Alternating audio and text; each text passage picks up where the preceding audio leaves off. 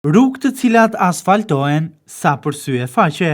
Kjo situata që rëndon prej vitesh në 10 blloqe banimi në qytetin e Vlorës, një qytet ky bregdetar ndër më të rëndësishmit në rang vendi, i cili po njerë zhvillim.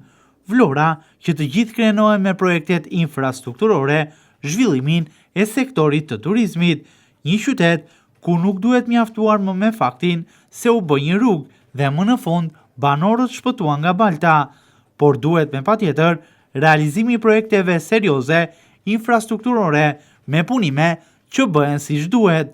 Një fenomen negativ që vihet re në Vlorë është asfaltimi i disa rrugëve, kryesisht në brendësi të blloqeve të banimit, thjesht asfaltim i segmenteve rrugore dhe asgjë më tepër.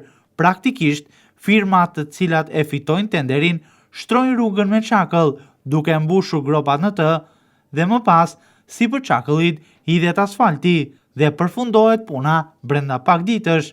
Për ta vërtetuar këtë situatë, të mjafton të shoh sot rrugën Ali Aslani në brendësi të bllokut të banimit që përfshihet në rajonin 2 të Vlorës. Asfaltimi i segmentit rrugor Ali Aslani shumë pranë Lungomares ka përfunduar, me banorët që i gëzohen sot rrugës dhe faktit se kanë shpëtuar nga pluri dhe balta, por njëkohësisht kanë frikë se kjo rrugë shumë shpejt do të shkatërohet, duke u kthyer në të pakalueshme.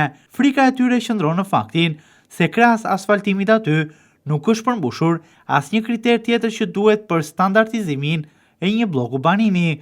Më konkretisht, në rrugën në fjalë mungojnë fillimisht kunetat anësore rrugës, në rast të ditëve me reshje, ujërat e shirave, të cilat nuk do të kenë nga ku mund të kullojnë, do të përfundojnë sërish në banesat e banorëve të zonës.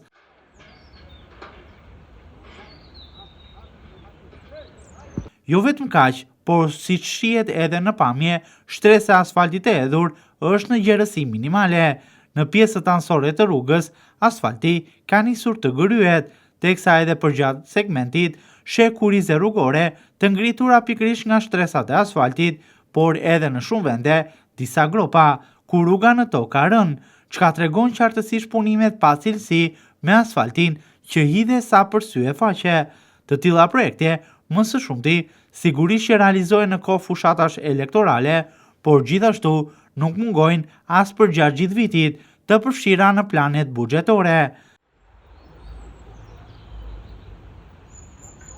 Ndërsa gjithashtu vazhdon edhe fenomeni i ndërtimit të rrugëve, por jo të trotuareve. Përgjatë rrugës Ali Aslani, segmenti rrugor është rehabilituar, por trotuarët mungojnë. Qindra familje që janë në këtë zonë detyrohen të kalojnë në rrugën, e cila nuk ka vend kalim të këmbësorëve. Në bllokun e banimit, familjet banorët kalojnë në rrugë. Madje theksohet se në to nuk ka as krijim të hapësirave ku mund të mbillen pemët e gjelbëruara dhe për më tepër nuk ka as vende se ku mund të vendoset ndriçimi. Me pak fjalë, në zonë është hedhur një shtresë asfalti sa për të mbuluar baltën dhe pellgjet me ujë të ndotur, pa përmbushur asnjë kriter shtesë, një rrugë e cila jep edhe një imazh të qartë që në këto zona po punohet, po vendoset dorë në vendet ku nuk është investuar ndër vite, por me sa duket po punohet sa për sy e faqe, me investime që në gjuhën popullore do të quheshin gjysmake.